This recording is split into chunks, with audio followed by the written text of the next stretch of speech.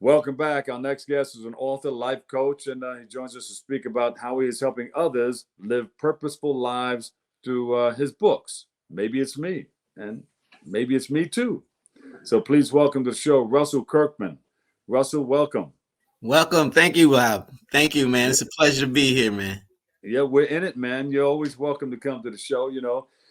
What's Thank more important to you, to prove yourself right or for you to prove others wrong? And what inspired your book? Maybe it's me too. Well, good question.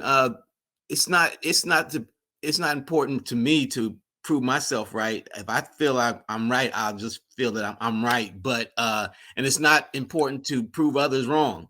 Yeah, Let everybody feel the way that they want to feel. Let them feel good about themselves and have their opinion. And that's good for everybody. So everybody can just be whole. yeah. The way I Russell, is this your first book?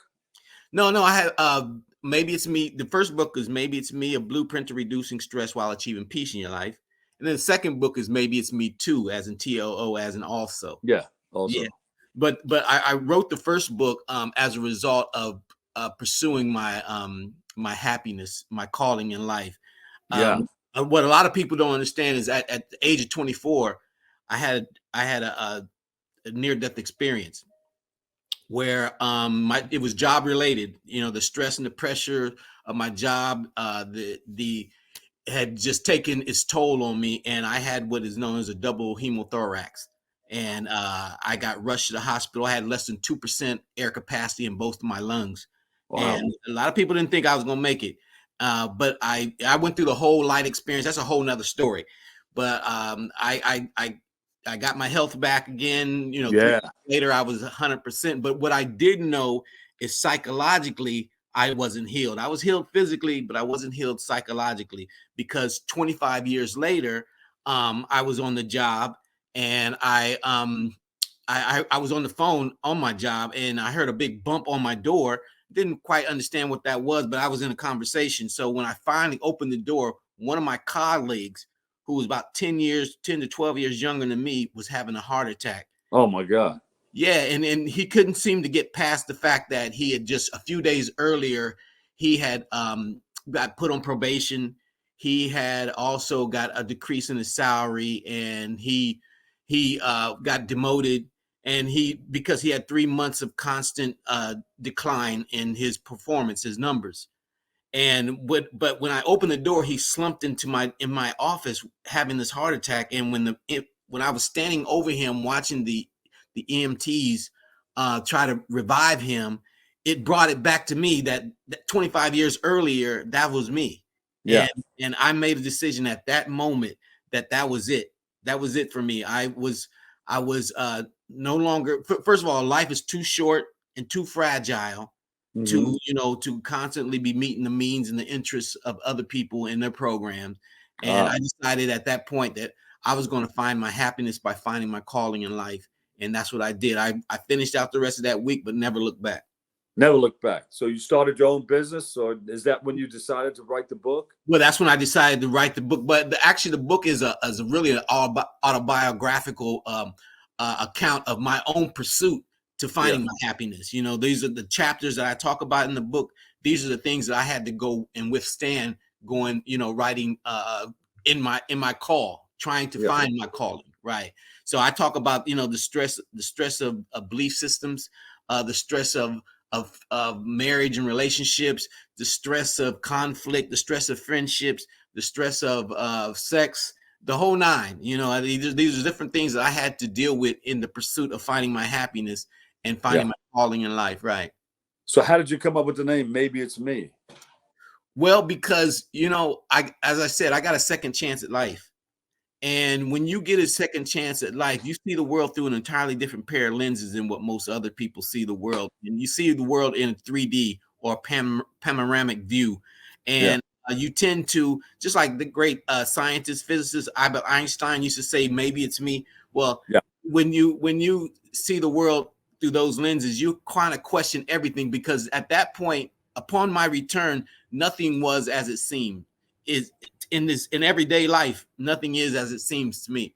So I constantly have to question even myself that maybe it's me, you know? They know it's you. That's why they're calling you now. Yeah, I guess so. I don't, and I never get phone calls, but now all of a sudden somebody's gonna call me. That's Wait, ridiculous. I got one too. Maybe it's me too. Yeah.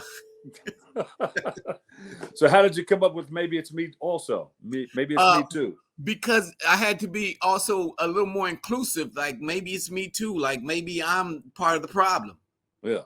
You know, maybe, you know, some of the things that I've learned in life, maybe I need to relearn and unlearn some things. You know, maybe that's why certain things have taken place in my life. Maybe, you know, maybe I'm a part of the problem.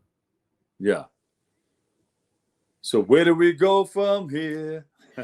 You know, it's really all about reexamination and self you know, self-thought, self-discovery, you know, you know, we have to question ourselves. Most people don't have the money to go through psychiatrists and psychologists and, you know, and get an evaluation and write up and whatever. Most people's insurances don't even pay for that. Yeah. So we have to give our own selves, you know, a reexamination process. I believe personally at the age of 40, we should all give ourselves what I call a tune-up, and a psychological tune-up. And that's looking at ourselves, asking ourselves some very hard questions and answering those questions truthfully. And there's some things that we've been indoctrinated in when we were 15, 16 years of age, that if you've evolved 40, you should be able to unlearn some things that you know, people might have placed upon you with their own motive in line. So upon reading your books, what will people learn?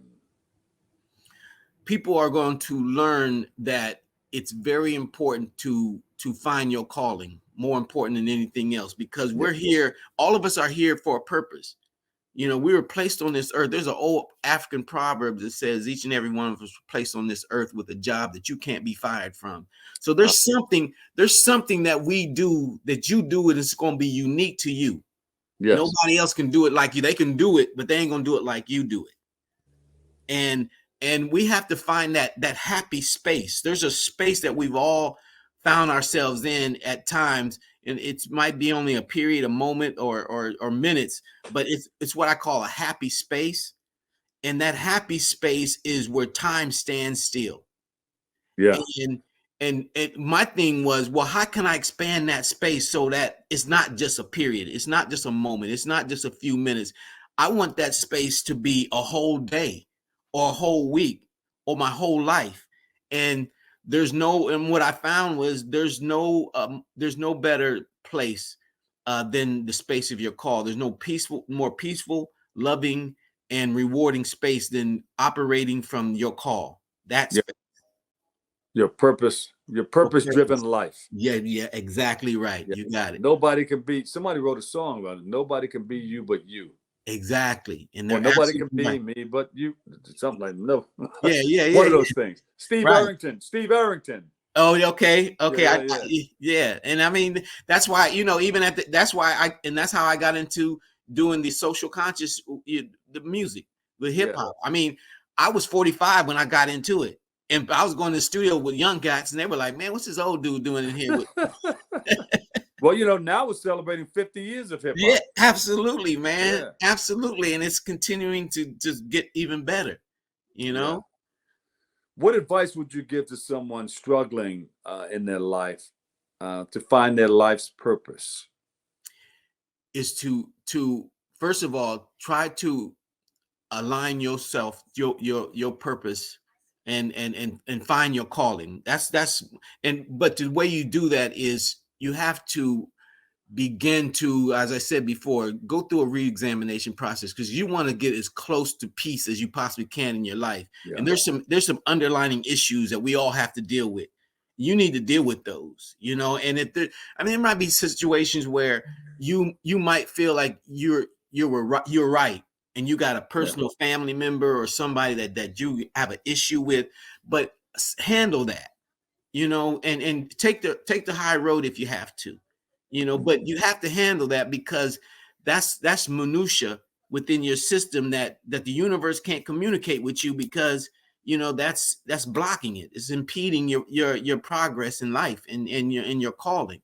So go through your life, like I said, that tune up, go through that psychological tune up and start dealing with some of these underlying issues that you have, and make peace with yourself so you can make peace with the universe, so the universe can communicate with you. When you ask the universe, well, why am I here and what is my purpose, the universe will be able to make communication with you and let you know this is it. If Why am I here?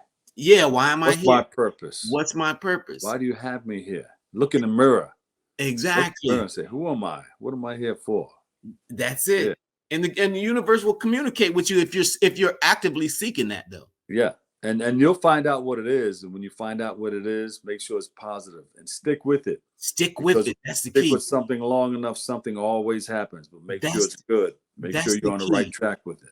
Absolutely, Bob. That's the key right there. And when you stick with it, you're gonna find most people's callings have a human connection. So when you make your connection with your calling, I guarantee there's going to be other people who's going to benefit as a result of what you did for yourself. Yeah. Right. Well, listen, thank you for joining us and thank you for sharing those two wonderful books. You got a third one coming up?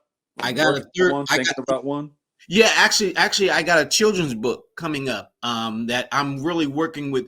I want kids to have the understanding of what I call the creative process, and that's really it's the law of attraction. V times P equals A, vibration time polarity equals attraction, but I'm using it in a kid's form.